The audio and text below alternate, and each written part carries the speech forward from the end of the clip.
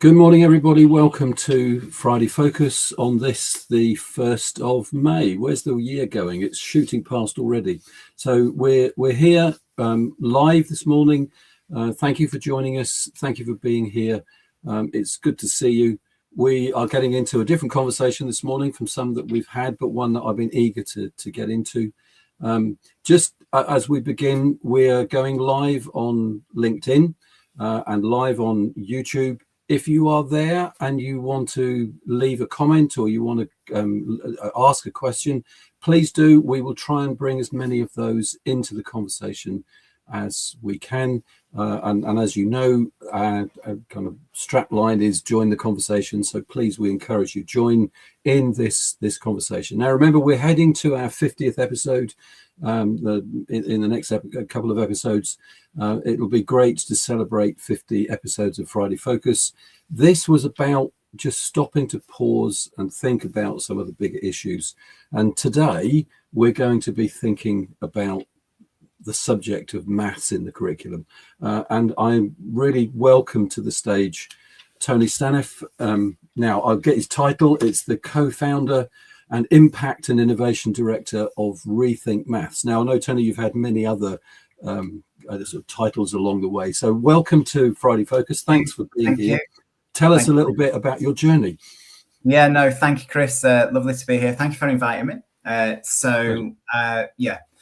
My journey really with maths education, my journey started with maths when I was a child, because for those that know me know that we used to own a family shop in our local town, just outside Wakefield, and we never used to have a working till, so like you have now. So my dad would always always ask me to add up numbers when customers would come in, or I'd do it myself, and I was keen to do things like so. I think I'd always grown up around numbers because of that. And I was really, and then I felt like I was just good at maths at school. And so therefore that gave me confidence. I didn't feel I was great at everything at school. For example, art. And I don't think I was always great at English as well. So these are also, whereas I felt that maths was something that I could do. And it's interesting, all through my school career that teachers would say to me, I think you're going to be a maths teacher. And I said, no, I don't want to be a maths teacher. Don't want to be a maths teacher. I end up being a maths teacher. So then at university, I studied a maths degree and really enjoyed that. And it's really interesting because probably in my school, I was one of the best at maths, or I felt like I was always in top set, and there was two of us. Okay, it's very competition. Emma, she was called, and me and her. We always wanted to outdo each other at maths, and then when you got to university, you realize, oh, wow, there's people a lot better at, or felt like a lot better at maths. So it's quite an exciting time at university. Really enjoyed it. And I never, ever wanted to go into teaching. It's not something I wanted to do. And I wanted to work at an airport, actually, interestingly. So really? yeah. And I wanted to be an air traffic controller. That was my dream. That was my absolute dream, to be an air traffic controller.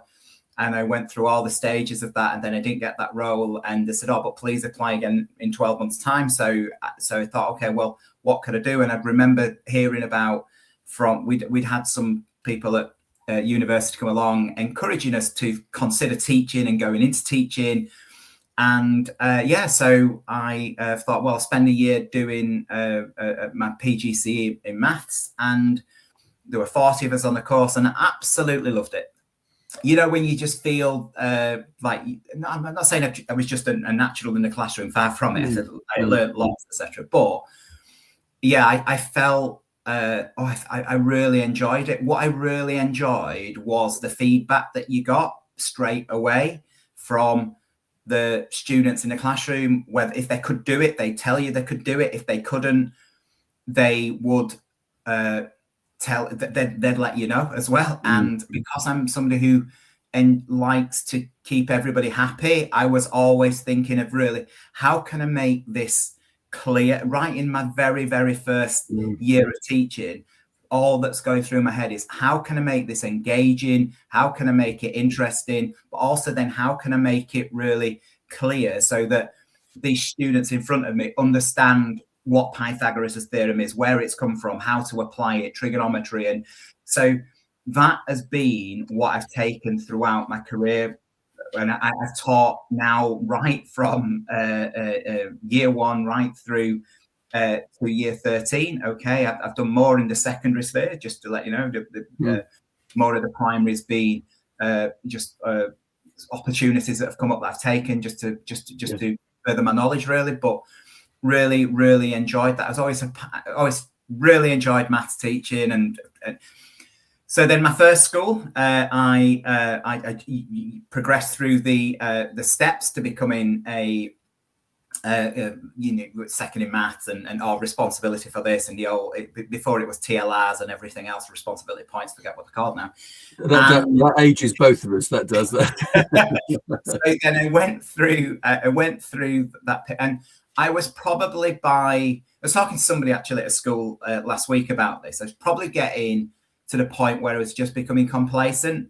Maths teaching was, I enjoyed it still, but I didn't feel I was pushing myself anymore. I taught fractions now inside out, every way you could. I felt every single misconception that any child has ever given me. And I thought, right, well, I need to think of another challenge, and an exciting challenge came up in one Trinity Academy Halifax, which was one of the new schools under the Labour government, and there was a real opportunity there to really go and make a difference. And because I worked at a school in Harrogate previously, and one of the things that somebody had said to me when I became an AST, an advanced skills teacher at the time, and I remember doing some training for the local authority, and I remember somebody saying to me on that training, it's all great. It's all great, Tony. We love this, etc. But it's fine for where you work at St Aidan's. It's absolutely fine for there because all the children want to learn and parents are supportive and everything else. So I can't do that possibly in my school.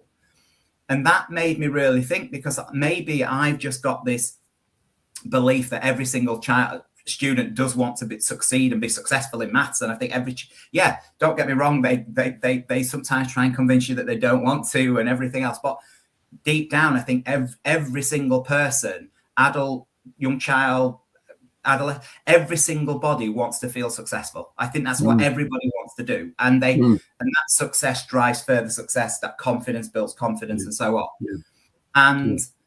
This person on this course really challenged my views, and I'm thinking, I thought, well, here's a great opportunity. So that was the time I started to become a bit complacent, and I thought, right, well, here's an exciting opportunity, which I thought, right, well, I'm going to take. And I took that opportunity, and different challenges, different situations, etc. But I still fundamentally believe that every single student, every single pupil wants to be successful and wants to do well, and they just want great teachers in front of them who, I go back to my points about make it engaging and everything.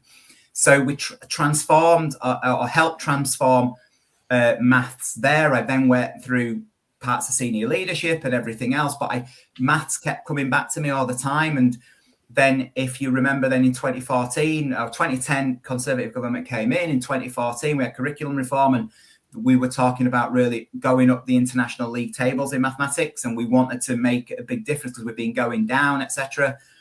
And so Michael Gove, Nick Gibb came up with this idea, the Maths Hub program, etc. And we applied to be a Maths Hub, and we were successful at becoming a Maths Hub. And myself, Caroline Hamilton, was my other co-founder at Rethink, and also Paul Rowlands, Dr. Paul Rowlandson now. We were the co-leads of what was White Rose Maths Hub. And so we became, which we enjoyed. And in the early days of the Maths Hub program, for those that remember it, I'm not saying you could do what you wanted, but the point was get the message out. And we certainly tried to get that message out. We really enjoyed doing what we were doing. And it was all about this teaching for mastery approach, and what does teach for mastery mean? And I remember after about 18 months, 2 years, schools were saying, right, we're hearing what you're saying. We're hearing what Maths Hubs are saying. and we want you to, but what does it mean in the classroom? What does this, everybody's used to teaching maybe a week on number, a week on algebra, a week on this. What does this mean? How do they teach it elsewhere? How do you want to teach? And that's when we did our first version of the schemes. And that's when really they just went viral. And I won't tell the full story, but essentially, they just went absolutely crazy, and schools picked up on those things. And but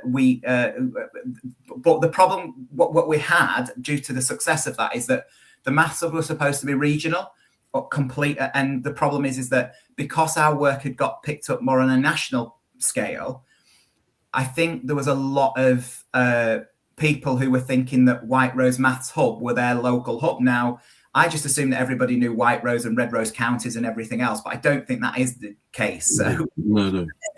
So therefore, we had a conversation with Maths Hubs and DFE at the time, and that's when we set up White Rose Maths within the trust, and we renamed to West Yorkshire Maths Hub. And then over time, I'm sure some people listening today or watching it on replay will have come across the White Rose Maths resources, etc., and absolutely, went on a massive journey there. Went on an incredible journey, taking it from a few schools using it to more schools using it to the reach that it got in the end.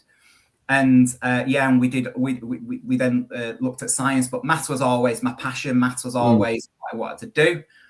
And then 12 months ago, it's coming up to 12 months now, made the decision, Caroline and I, really just to, I'm not saying job done or anything like that.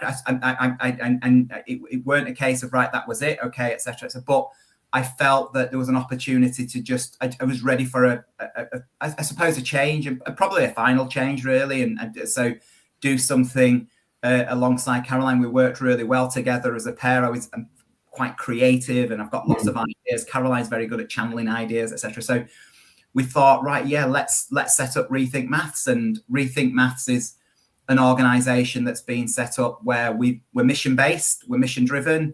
We've had about 150 conversations with schools in the past 11, 12 months, and just spoke to those schools and said, look, what are the challenges in maths education? I'm sure we'll come on to some in a second, so I won't now. But what are those challenges in maths education? And we said, right, well, these are the challenges that we're hearing. So these are the missions that we want to set up. And and so excited to be on another journey, and something different, something exciting, and really excited. But I think I've reached the point where I think maths education's in my blood, and I don't think it's ever going to go out of my blood really now. I think that, I'll tell you, when education gets in your blood, it is different. I love it's that mission-centered kind of passion that you bring. So White Rose Maths still continues and still going. Yeah, absolutely. And you're focusing on Rethink Maths now. Yeah, absolutely. Yeah. I mean, in terms of all that you said, Tony, I hear, the Dan Pink motivation theory, autonomy, mastery, purpose. You talked about that in terms of self-motivation, the passion for mastery, the passion for having reason and purpose, and you're finding that again. We all get to that point, and it's good actually for teachers just to take that reflection point where it's quite often the drudgery of doing the same thing year on year, week on week. It's good to step back and just rethink where we're at, and that's a healthy thing to do. My first ed teacher, who at the time, I'm not saying I didn't always see eye to eye with Dennis, but he was a great guy. And I remember him giving one piece of advice that I've always given now to every other person. But when somebody gives you advice when you're in your early days and you think, oh, what does this mean? And he always said, change is as good as a rest. Okay. And I feel that is something that really I enjoy. And like the teacher that I'm working with at the moment, a school in the south, I think they've been reinvigorated by getting a bit of responsibility and taking responsibility, a bit more agency over a particular area. And I think that's exact. So yeah, that's I would add. It's a healthy thing. It's a healthy thing to do. And I know, when I started I was technology and a sort of different subject line, but a course of constant change is what we used to joke about. But it's, things are changing all the time, and just respond to it. Don't stop. Look, I'm interested in this. You've talked a lot, and actually, it's quite interesting hearing you say, you saw maths as useful right at the beginning. In that shop, your parents, needing to be able to add up, and so you were engaged and you saw purpose in it.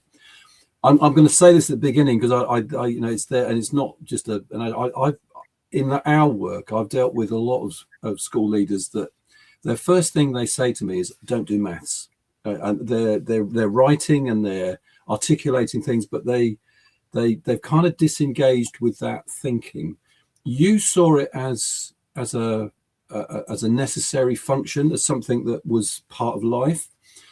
Why do people disengage, do you think, with maths in the way they do? You speak of such confidence, and to me it is about confidence, but tell us why are people disengaging in this way with maths particularly? Yeah, great question. I would say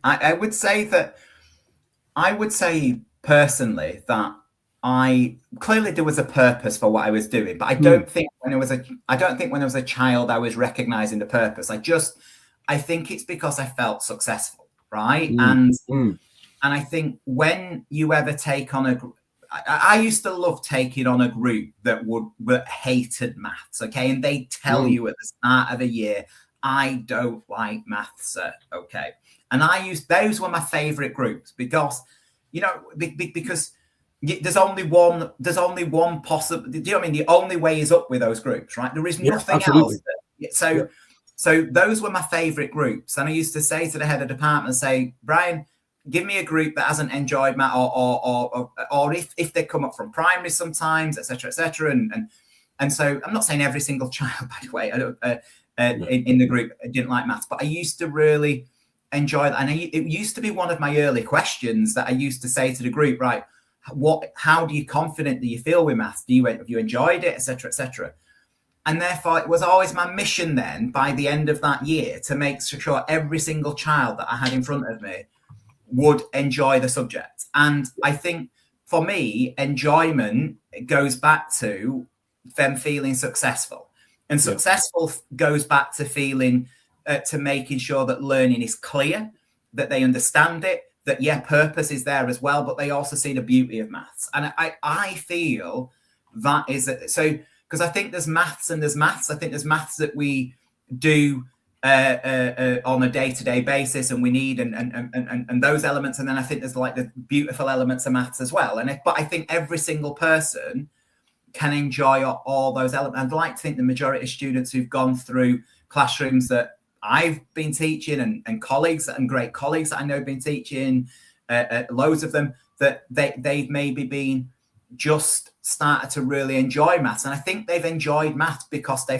largely because they've become confident and felt successful. And for me, that's what breeds that the positivity around the maths. Like, because often if somebody's negative about maths, it's because I couldn't do it, right? That they will always associate it with at school or something. I couldn't do it, despite, and people will point out, well, you're using maths now, you're doing maths now, and they won't see it. But my point is that they'll always say, I can't do maths, and that's why I don't enjoy maths. So if we can change it where they can do maths, I think then, it's math. I'm not saying they're going to speak passionately about it as some people or others, etc. But for me, that's ultimately what's about. It's about success. It's about, and for those that are really, really have struggled with success in maths, etc., and you're building on really shaky, fragile foundations, and the best success is it's small steps. It's that probably even smaller steps and small steps. Again, it's micro, nano steps, whatever you want to call them. It's that type of approach, really get them to feel success, because we all know this through life, not just in math, through whatever we do. If we start to be seeing signs of it, we get an enjoyment, we get a rush from that. Does that make sense? Of course, it makes sense. And again, my touching it in sort of family terms, two of my wife and my daughter both teach maths, so I kind of hear a lot of it. But it is that element of just taking steps and building that. So what's happening in the maths world? I know, you're very much involved in what's changing, and you say your career in secondary, but math learning starts way back in right at the beginning, doesn't it? It's math, confidence with numbers begins at the beginning. So what's happening at the moment? What's going on in the maths world? Yeah. Like all subjects, we're curriculum review at the moment, and I think the proposed changes that they're suggesting from the Francis Review make sense. I think a lot of schools are asking for things like reduction in not necessarily content. I think it's just making it just let's build the foundations right, and I'll come on back to foundations in a second. So I think it'll be interesting to see what happens when the curriculum review give the first draft. The drafters are currently working on it, and I'm assuming in next week's month we're going to see that first draft. So that will be interesting. But it feels the direction of what's being suggested we're going is right. I think there are challenges in schools at the moment with maths. I think particularly around really how we support, how we adapt lessons, how we support those children, those students who have not got who haven't got those foundations. And I think we haven't fully defined, I think, what foundations is. I think different people mean foundations different ways. And I think that is a bit of an issue, but I'm hoping that those are things that can change over the next bit of time. And so you'll often hear schools, head teachers, maths leads in schools, curriculum leads saying, and particularly in primary, that if they might be teaching year 6, but you've got a child in the group to year 1 and who's maybe just still working with 3-digit or 2-digit numbers, and there's a challenge sometimes for teachers to be able to deal with. And I think that is a big thing that I'm not saying a curriculum review will solve, but that's got a greater focus from Ofsted at the moment. The white paper's talking about it. So I think schools are really starting to think about really how do we get the most effective teaching of maths. Okay, so when we brought in teaching for mastery, we brought in this whole class teaching model, and if you go out to places like Singapore, Shanghai, etc., it's true. They teach it whole class. It's very much like we teach it in England now, and we've been encouraged to be taught. That what we haven't done necessarily, though, is that we haven't brought all the systems and other things from those places alongside it. For example, in the early days, we talked about same-day intervention, because in Shanghai, when Caroline and Paul went out to Shanghai, those children who were struggling with maths straight away in the day had time where that classroom teacher had time where they could work with that child, support them, material went home, parents to support at home, etc. And so I don't think we've got the same. So we've imported this whole class teaching approach, which I think makes sense, to some extent. But what we haven't done is the other bits of it that made teaching in places like in the higher performing jurisdiction successful. I don't think we've fully brought those over a lot of schools. And it's not because schools don't want to, but I think I just think it's challenging. I think we don't have we don't give, for example, primary teachers half a timetable like they might do in Shanghai, right? And they don't just focus on maths. So I think for me, the next steps really are to think about, right, how does teaching have to change? How can we better support those children who don't have those or are building on shaky, fragile foundations? How do we do something about those? Yeah. And what we can see in data really, and I posted something earlier in the week about this, and this is at secondary, and I know, and that probably in the last 10 years, those students who have struggled with maths, and I'll put, when I say struggle, those students who at the grade 4 threshold, we haven't moved them. Does that make in actual fact, what's happened is that the students who benefited most potentially from changes from the last 10 years, and I don't want to kind of pinpoint exactly what those changes are, but the ones that on all bits of data that I can see have benefited the most and probably disproportionately are those who could already do maths and felt successful with maths. And so those higher retainers have done particularly better, or we've got more higher retainers. But what we haven't managed to do is really move. I remember the first meeting we had with the maths subs, it was to bring everybody together and push everybody together. And that hasn't happened. But there's some great, that's not a criticism, it's just some great work going on in maths subs. I think the maths sub program's a brilliant program. I think we should celebrate what we've done. However, when you take a step back and look at some of the consequences and unintended consequences of what's happened, I think we really need to get the foundations right, because that for me is key, and that's why it's our mission. It's mission one, and and I think that's where. And when I'm talking about foundations, there I mean the true foundations. I mean the early years, the preschool. Okay, that building those foundations, making sure that every single child has got those. We are ready to go, because then that's what will set them up on a positive maths journey. Yes, we can't not think about those children who are going through now, who are struggling with maths, and what should we do? Well, yeah, absolutely, we need to think about those things. But I think it's vital that we get the foundations right, and it's so it is positive to hear that that's a focus. And I think, and sorry, final thing, Chris, in terms of the other thing, keep going. Yeah. Around Key Stage 3 and the transition from Key Stage 2 to Key Stage 3, I think that is a big area of focus, because again, I don't think it's moved much, and that's not a criticism of what schools are doing. I was a head of department, right? You've got this major balance. You need to get results at GCSE, so you're thinking about, right, what teachers do I put on this? You've got newly qualified. How do I balance my department? And Key Stage 3 in a lot of schools, sometimes because of staffing or priorities, etc., is not a full priority. Now, the government are trying to put more of an emphasis on it.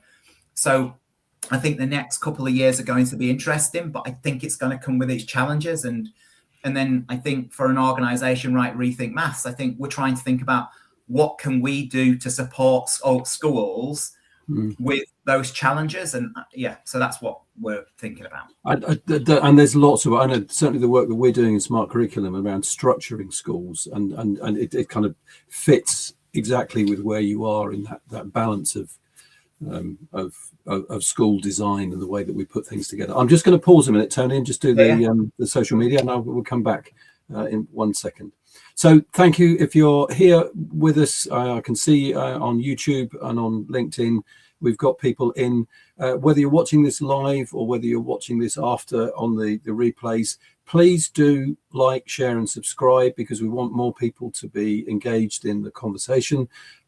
If you are here and you'd like to leave a comment, please do write on YouTube in the comment underneath the video, or if you're on LinkedIn, please do drop us a line.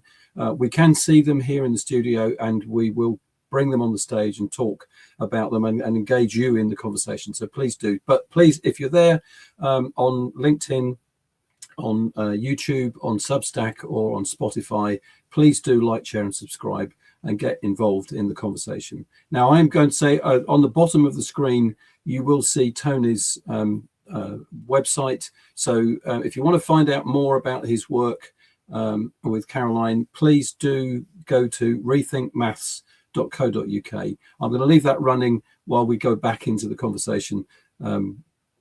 So Tony, let's talk a little bit about this foundations. You've referred to it a few times, and I know in my experience, Key Stage 3 is key. I'm so pleased you said that. That some teachers thinking, well, we need to redo everything because primary's done it wrong. I've heard that so many times. It's a shame, because it's a waste of 7 years of education, and it's a waste of what actually has gone on. But let's get to this thing about laying good foundations. What does that look like? What do you think is going to, what needs to be different? What needs to be built on? Tell us a bit about this, because this is your first mission. Yeah. Thank you. So I would say that we need to take a similar.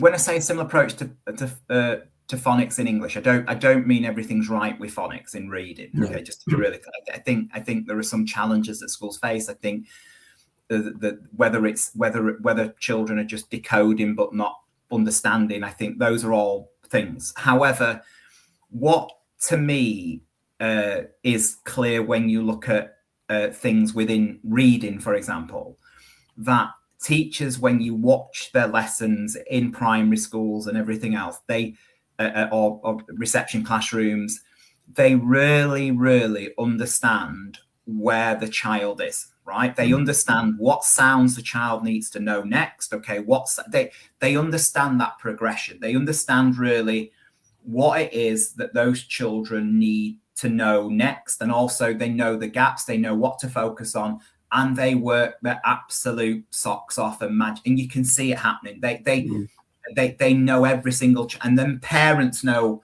where the children need to focus on and everything else. Despite us having, I mean, we've got a national program like in things like Mastering Number, for example, and we've got these programs, great content, great things. I still think there is something missing. I still think there is something where we don't have that same approach that maybe we've got to getting the basics of reading. And I think getting the absolute true foundations and understanding the use phrases that people use, like the fiveness of five and composition and counting principles and all these things that I think are essential, and being able to see numbers. I think those are, and we know what they are. Do you know? I think it's not a case of we don't know what they are. We construct, and all these programs absolutely say the same thing and are covering the same things. But I don't think we have them as structured as we've got. I don't think we build early number in the same way that we build early reading. And I think schools are asking and would like, and I think maybe then there's a collective effort, okay, to try and give schools a bit more clarity over what they are, so that then when they're monitoring things and measuring and not just monitoring and measuring, that's important, but it's if you don't know what children don't know, you can't intervene. You know, you can't improve. So actually, do they know? Is there any point in us doing numbers to 10 if they can't show you three fingers, right? Okay, is there any real point in that, etc.? And I'm not saying yes or no, but I feel one thing is that we just plow on regardless. It's a linear. We just keep going. We keep going. So I think we need to find a way to support teachers really understanding what those key things are and how do we measure them, how do we keep an eye on them, so that then we can best support, intervene, however we do it, those with those children. And we've been very lucky at Rethink that earlier in the year you may have seen that we received some funding from the Richmond Project, which is the charity set up by Rishi Sunak and his wife, okay, Ashmanata.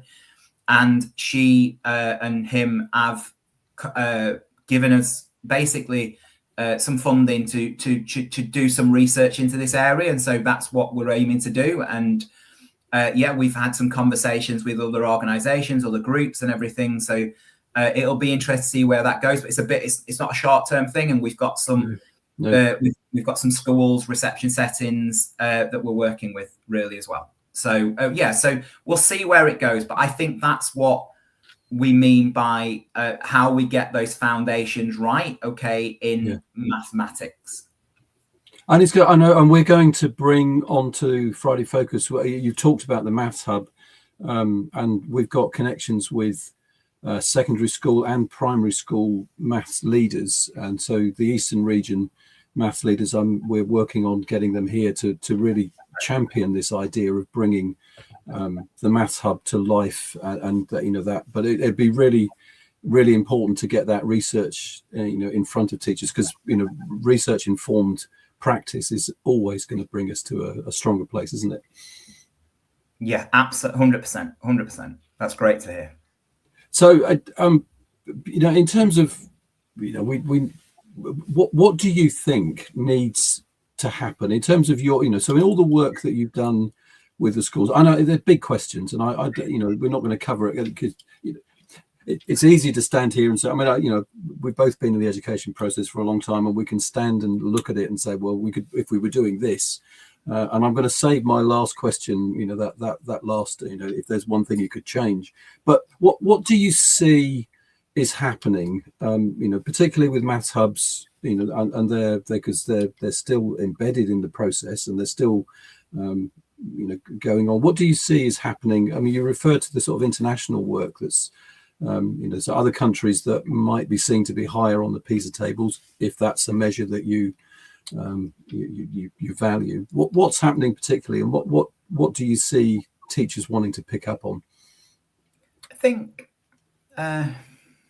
great question. I think there's a few things that, if you said to me, what would I like to see different and what would I like to see change? Okay, I think several things. Number one is that I'd personally like to see a bit more emphasis on certain areas and focusing on them a bit. So I love the Maths Hubs. I celebrate the work that they do and everything else. I think sometimes and I knew this when we were a Maths Hub lead, that often there'd be too much going on, and it could be a bit hard to know where should our focus be, what should we do. And I feel I've said on LinkedIn, I've said in other places that for me, I almost feel that we need to identify particular priorities, and then we have a national agenda, a national strategy, whatever you want to call it, around it. And I think foundations, let's get that right. I truly believe that there's a lot more we could do in that area. Yeah.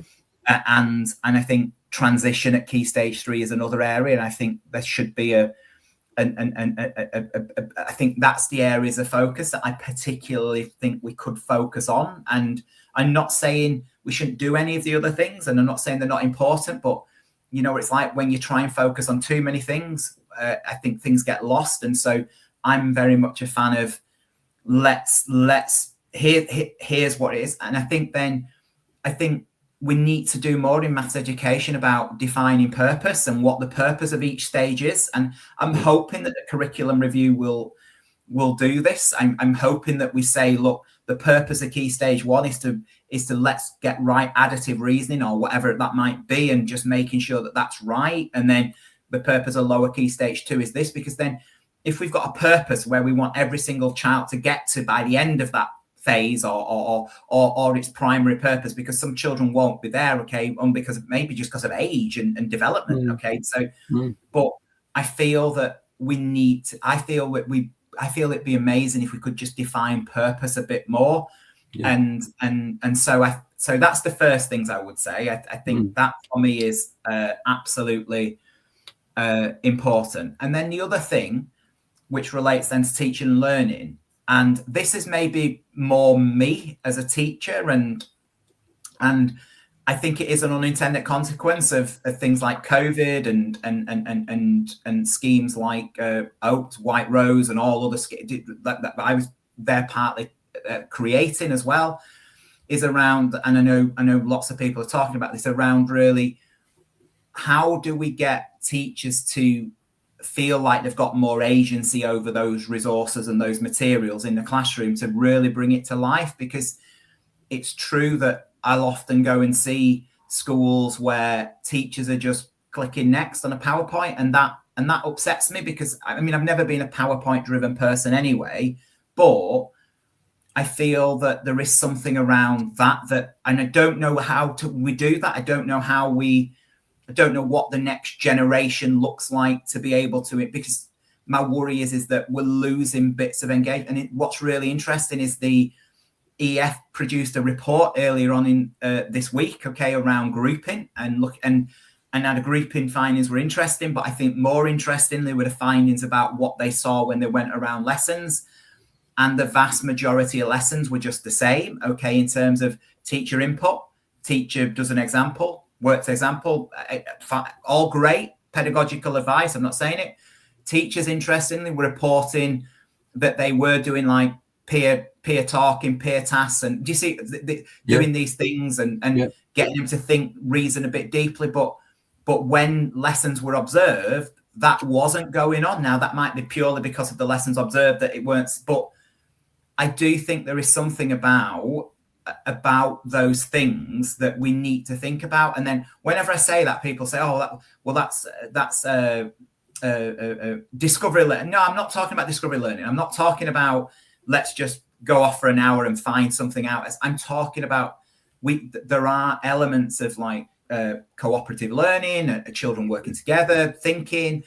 And I think in too many classrooms at the moment, we're doing too much where the teachers following a script too much. And I think we should the responsive teaching, in my opinion, is like those programs that Whose Line Is It Anyway, where you start with a theme and then you take what comes at you. And I think you've got to be fully prepared, and as a teacher, but you've got to go more where the class is going. And I feel that often what teachers end up doing is going where the PowerPoint goes.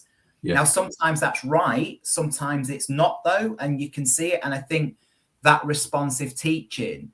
So I know I've spoken to several trust leads, and I think some trust leads have come out and said this, is that particularly like Key Stage 3, they want to make it more engaging, they want to make it unforgettable, whatever the phrase is used. And I think for me, maths needs to be enjoyable. And I go back to, and people will criticize me for saying that, because what does enjoyable mean? And I go back to my point earlier, it means successful. But there is something about finding just doing some different types of activities, really. So that's what I think for me, I think that's something that I'd love to see change a tiny bit, where we give a bit more agency to teachers, so we don't have to be on this PowerPoint on this day, still operating within a frame. I was a bit of a control freak because I had a department, so still operating within a framework, but take some risks, take a bit more of a risk. That's how I learned how to teach fractions, by trying I'll try that activity. I'll try that activity, really helped me explain something. That activity didn't. So I think I'd like to see a bit more of that. And that's not a criticism of what I think it's just genuinely something that I know a lot of schools and a lot of teachers are talking about, really, because I know we've got them. I know the evidence and what evidence says, and rightly evidence says, etc. But I think sometimes if we boil it down to just a purely purely process learning, then I feel it's just not such a clear mechanical process.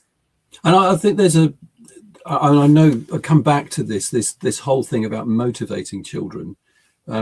What you're describing is that going through so we've got the schema and we've got all the plans, and we can go through that. But if we're not listening to where the children are and we're not engaging with them, it's not necessarily us that's suffering, it's them, because they need to be motivated to really be engaged. And that motivation theory, I'll come back to Dan Pink. Autonomy, that's about me. Mastery, it's all of your saying is, I'm good at this, I can do this. And then reason, purpose, that to me, motivation theory comes to a lot of teaching. But I guess it's grounded in what you've just said, Tony. Thank you. I'm just going to pause a second because I need to do the bit of advert now. That in Smart Curriculum we've been working on a number of features lately. The website, if you want to go to smartcurriculum.net, please, the QR code up in the top corner. And then just to talk about some of the things that are out there, we've been working on the efficient school. That's a major part of what we do, and actually speaks to some of the things that Tony's been talking about, in the sense of how we shape school to do some of these things, and that priority. I would talk about school enhancement and where we're putting our energy and our funding, and it's possible to be done. So some of the things that Tony is talking about and making those changes. And then recently, the picture in the middle of the screen, the perfect timetable, again, speaking to practically how do we get these things out there. They're all available on the website. Please go and look at the website. You'll see on the publications page we'll make sure that those things are available to you. They're all available on Amazon in paperback, ebook, and now an audio book is available for the perfect timetable. And then the Efficient School, although it's out as an ebook at the moment, in August it will be out as a paperback and as an audio book again. So please do get those. And then there's a third book coming, hopefully in the new year, which we'll tell you more about later. So Tony, let me bring you back on the stage. So your website is at the bottom of the screen. So if you want to get involved in Tony and what he's doing, and Tony and Caroline, please do go to rethinkmaths.co.uk. So look, we're kind of winding towards the end of our conversation. It's gone really quickly, but just, you know, we alluded to it, and I ask every guest this question. You know, if there was one thing that we could do differently, if there was one thing that you could change, you kind of alluded to some of it already. But in terms of, you know, leadership decisions, you know, teaching itself, what would you see as a priority? You know, you've got your mission one as foundations. How does that work? What would you change? What would I change? Yeah, okay, great question. I would, yeah, without repeating all of the things that I've said, because I think those are things where I would like to genuinely see a change, is I feel that we need to think about the balance around, I think, touching on what I said at the very end there, is I think we need to think carefully about how we're developing the future teachers that are coming in to teach maths. Does that make, and I think it's, for me, that is absolutely crucial. And those teachers are going to be the ones that in a few years, how do we better make sure they're equipped to be the ones who can write curriculum for their school, how they can explore results. I feel that what you don't see as much of is what I saw when I first started my career, is the whole kind of like just the more thinking. We want, the curriculum review says we want to get more mathematical thinking, problem solving, and etc., etc. But I believe it's the thing that you don't see as much of going on. You don't see children necessarily being asked to think deeply enough. Okay, absolutely, we need to build fluency and build security, and that's essential. But I feel that we're not doing enough of that, because I don't think we're trying enough things like that, or we're giving enough time. So I would like to see schools allowing teachers to just take a bit more risks and try things out with a maths teaching.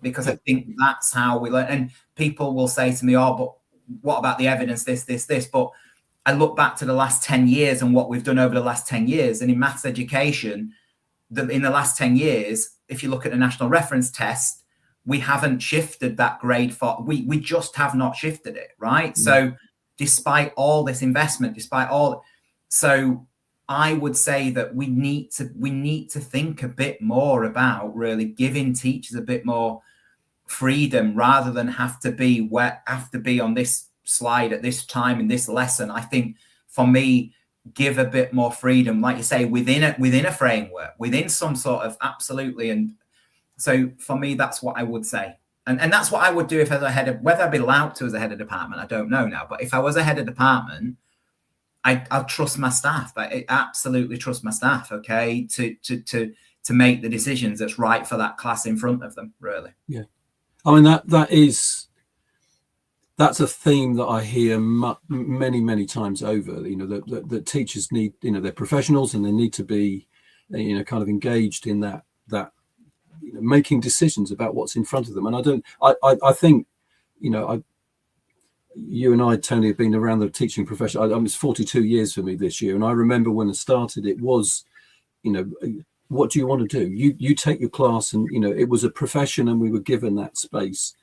Now, I mean, my subject was different, but we were using maths all the time. You know, I used to, you know, I decided with a group, I took them outside and we measured the height of buildings with inclinometers. And because I was doing practical work, I could make the inclinometer and then do the measurement, and they were engaged. But, you know, that that idea of giving teachers autonomy is so important.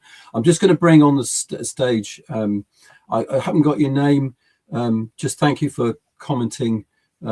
Great to hear the discussion on getting foundations right. It would be interesting also to hear a few reflections on supporting students who are beyond foundation years now, maybe Key Stage 3, who still don't have the foundations. How do we make the best use of maths intervention time? We were going to get into some intervention stuff, but Tony, I know we haven't got many minutes, but your reflection on that question? Yeah, brilliant question. I would say a few things. Firstly, this is a live question that we're debating at Rethink Maths at the moment. We're thinking about, right, how do we answer this question? Because the government are putting more emphasis on it at the moment as well. There's very little more time that probably schools are going to give towards things like them. They might give more, but then you don't want to you still want students to have other parts of school and other subjects and broader curriculum.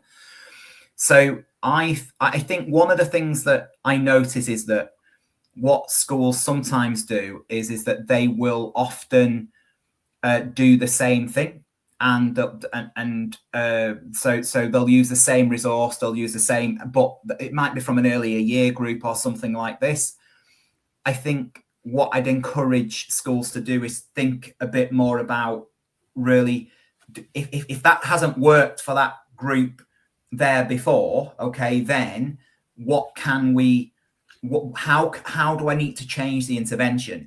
There's got to be something different. Going over the same thing, the same resource, the same content over and over again necessarily might not be the right thing. So do we need to just break it down further? Do we need to go slower? And that's what, in my head, is where our thinking is at the moment. Do we really need to take this much more slower, okay, and really build it? Because whatever we've been using, whatever we've been doing, right, it hasn't worked. I also think there's something about making sure who's got those groups, who's on those groups, because I think we all know that different teachers I've said this on LinkedIn yesterday, different teachers in my department had different skills, okay? I wanted every teacher to have a broad range, but some of my teachers were absolute specialists with particular groups of children, right? Yeah. And I would play to that strength. They wanted me to play to, they enjoyed those kids. They love working with those kids, right? And so I would play to that strength. So I think there's also something about getting my teachers in the right place and making sure. And then if I have got support staff who I'm able to use, how can I make sure they've got the right materials and equipment and as professional development, professional learning that they've got to help them with these children. But I feel that sometimes what we tend to do is just repeat the same thing. And I feel that often these children have had the same thing repeated over and over again since day dot. So that hasn't worked. So what can we do? Do we need to slow it down even more or structure it even more to make a difference? That's one thing I would say. Yeah. And from a leadership reflection, I mean, it's Tony, you skillfully brought to the maths. From a leadership position, I say to leaders often, and I did it when I was in post myself, if you are constantly relying on intervention, you have to go back and look at why. Because if it's all intervention, you will never get out of that cycle. And so you do need to look structurally. So why are we intervening? Somebody said to me in a leadership position as I was coming through, if all we're doing is intervening and you know why you need to resolve it, why weren't you doing that yesterday? And kind of that immediacy of change. Helena, thank you for you've named yourself. I can't see your name on LinkedIn, but thank you for the question. So Math Makers Director Helena Mullins, thank you for that. Tony, have you any pending any other questions that come through? Any other reflections before we conclude? I've asked you the big question. Is there anything else that you want us to know? Anything going on in the near future that people should know about? You talked about the review, of course. But, No, I think I think the only things to say is just keep an eye out. There's a few things that we're going to share very shortly with schools and people, and hopefully they'll address some of the problems that we're talking about today. I hope they do. I hope that there won't be for every single school. It's not a case of right, this solution is for every single school. We're very much at Rethink at the moment trying to think about right what some schools need. Okay, other schools don't need that. So how can we support this group of schools with some simple solutions to some problems that they've got? And I hope people find them useful. If you know me and you know my previous work is that we're always open to feedback. We always listen, and we always try and think about actually what people want. I go back to my original point right at the very start when I first went into teaching. I enjoyed it because I just want to please. We want to just look, if we can help, we want to help, and that's genuinely what we want to do. So yeah, in the next 4 to 6 weeks, I think some of our first ideas to try and help with these missions you'll start to see, and hope people like them, and hope some schools find them useful.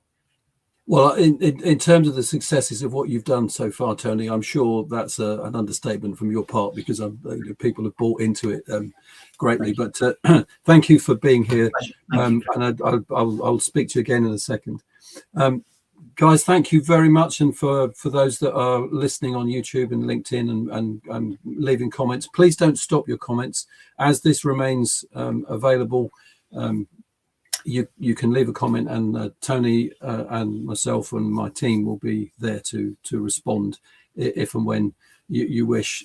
Tony's Tony's website is listed below, rethinkmaths.co.uk, and anything you want from the Smart Curriculum Network you can see up here on the QR code. So please, over the next few weeks, we've got lots coming your way in terms of different subjects. We're going to be looking at the blended school.